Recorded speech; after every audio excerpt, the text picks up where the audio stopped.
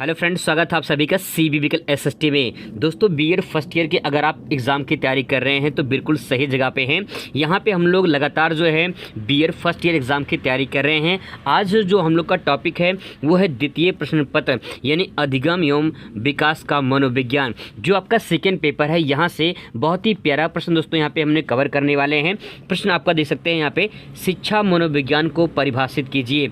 ऐसा प्रश्न दोस्तों कई बार एग्जाम में पूछा गया है, रिपीट हुआ है। तो 2023 में ये क्वेश्चन आपको देखने को मिल सकता है।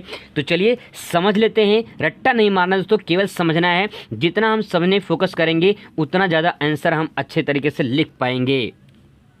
दोस्तों, सबसे पहले अगर इस प्रश्न को हम ऐसे ही लिखें तो कैसे ले सकते हैं, इस बात को थोड़ा समझने की कोशिश करते हैं। यहाँ पे एक वर्ड लिखा गया है शिक्षा, दूसरा वर्ड है मनोविज्ञान। इसी को परिभाषित करना है। अब देखिए, शिक्षा का तात्पर्य दोस्तों होता है सीखना, यह हम कह सकते हैं ज्ञान प्राप्त करना। हम लोगों ने पिछले वीडियो में शिक्षा के बारे में अच्छे से विस्तार से चर्चा किए थे। तो अगर आप उस वीडियो को नहीं देखे हैं तो एक बार ज़रूर देखें, ताकि आपको शिक्षा के बारे में विस्तार से जानकारी मिल जाए। अब दोस्तों यहाँ पे देखिए मनोविज्ञान अगर दोनों को अलग करते हैं तो मन और विज्ञान, मनो मतलब कि मन हो जाएगा, और विज्ञान का मतलब होता है विशेष प्रकार का ज्ञान, विशेष प्रकार का ज्ञान। तो दोस्तों यहाँ पे जो हमें मन है उससे हमें विशेष प्रकार की जानकारी मिलती है। अगर दोनों को ऐड किया जाए, शिक्षा और मनोविज्ञान को, तो यहाँ पे ये सब निकल कर आता है कि जिस प्रकार से हम शिक्षा के द्वारा अपने जो है मन पे, विचार पे, जो हमारे भावनाएं होती हैं उसको प्रकट करते हैं। तो हम कह सकते हैं कि शिक्षा के द्वारा जो मन यानी जो आत्मा, जो विचार हमारे होते हैं, उससे हमें विशेष प्रकार की जानकारी प्राप्त होती है। तो बात होगी समझने के लिए ऐसे ऊपर से। अब दोस्तों यहाँ पे थोड़ा सा हम लोग कीवर्ड लेते हैं किताबी भाषा और उसको समझने की कोशिश करते हैं। देखिए, जो मनोविज्ञान है इसको साइकोलॉजी बोलते हैं।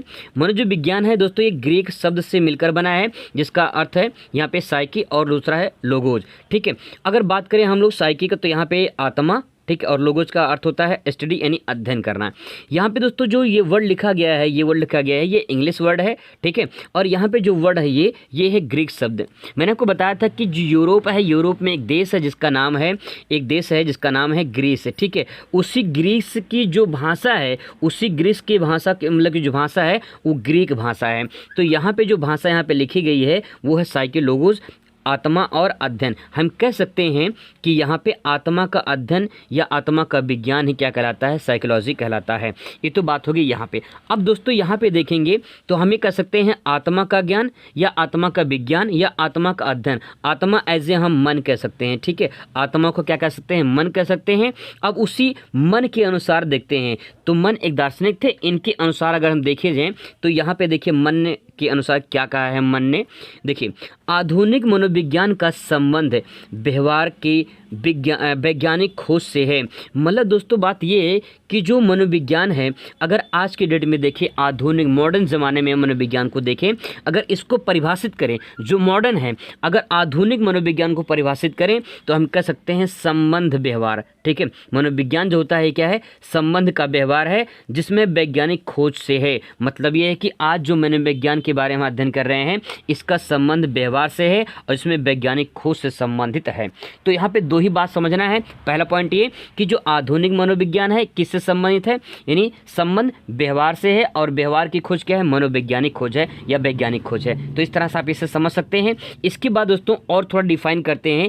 पहले जब मनोविज्ञान की परिभाषा आई तो पहले कहा गया मनोविज्ञान को आत्मा का विज्ञान कहा गया, पहले आत्मा का विज्ञान कहा गया। अब किसने कहा था, तो अरस्तु और सुकरात जो है आत्मा का विज्ञान कहने वाले व्यक्ति थे, जिसे मनोविज्ञान को आत्मा का विज्ञान कहा। इसके बाद दोस्तों आगे और परिभाषित किया गया तो आत्मा पे जो है इसको मन का विज्ञान कहा गया। मन का विज्ञान किसने कहा, पंपोलाजी और रूसो ने। ठीक है, इन लोगों ने कहा। इसके बाद दोस्तों आगे और डिफाइन किया गया तो मनोविज्ञान को जो है चेतना का विज्ञान कहा जाने लगा। किसने कहा, विलियम वुंट ने कहा। ऐसे दोस्तों ये जो धीरे धीरे मनोविज्ञान की आधुनिक जो है वो बात आगे बढ़ती रही, और इसके बाद जो है एक नई विचारधारा आती है, एक नए थॉट निकल कर आते हैं।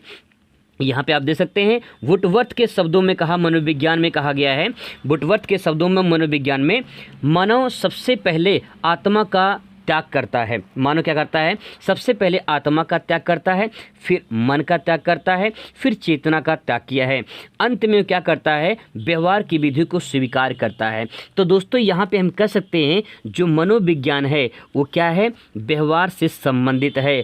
तो यहाँ पे जो फाइनली हमारे पास निकल कर आता है जो मनोविज्ञान है, जो यहाँ पे आप देख पा रहे हैं कि आत्मा का विज्ञान, इसके बाद मन का विज्ञान, फिर चेतना का विज्ञान, और इसके बाद आया हमारे पास क्या, इसके बाद हमारे पास आया व्यवहार का विज्ञान। तो मनोविज्ञान क्या है, मनोविज्ञान व्यवहार का विज्ञान है। यहाँ पे बात दोस्तों यही कहा गया है इस परिभाषा में।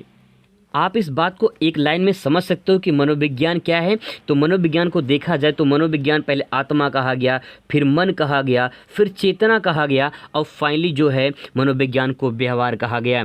तो ये कर्मिक विकास मनोविज्ञान का पहले आत्मा, फिर मन, फिर इसके बाद चेतना, और फाइनली आधुनिक में देखा जाए तो मनोविज्ञान को व्यवहार से देखा जाता है।